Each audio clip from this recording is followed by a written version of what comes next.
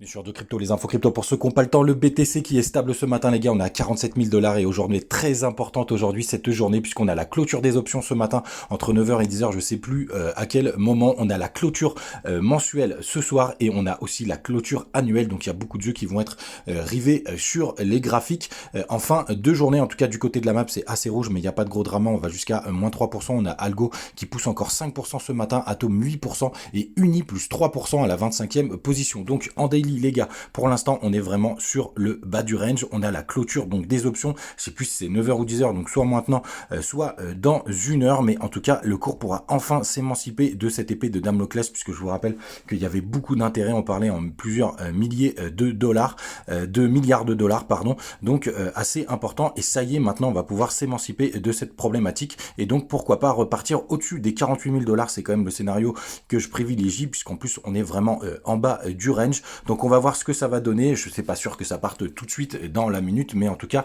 assez intéressant de regarder ce qui va se passer aujourd'hui. Le 4 heures, c'est pareil, vous voyez, on a touché à plusieurs fois ce support qui est aux alentours des 46 000 dollars, si je dis pas de bêtises, un peu plus, non, c'est 46 600, donc 46 000, 47 000 dollars. En tout cas, les gars, il y a beaucoup d'alts qui sont retournés dans des zones assez intéressantes. Ça, j'en reparlerai juste après. On a Compound, vous voyez, quand on passe en weekly, qui est vraiment en dessous des retracements de Fibo des 0,786, donc c'est assez intéressant. Donc vraiment des très très bonnes zones de rechargement long terme, mais attention hein, les gars, tout dépendra évidemment de BTC, et on a exactement la même chose du côté de OGN, pareil, où on est vraiment en dessous des 78,6. Et sinon je voulais vous parler de GXS, j'en avais parlé il y a pas longtemps puisqu'il avait fait des performances assez impressionnantes, je crois que c'était 600 ou 700% en une journée, et du coup moi je m'amuse pas mal à le trader, puisque dès qu'on atteint un point haut, il vient vraiment tout de suite dans sa zone de rechargement, et vous voyez là moi je l'ai vendu dès qu'on a commencé à faire un petit retournement, c'est-à-dire qu'on n'arrive pas à faire un nouveau plus haut et qu'on commence à dégringoler,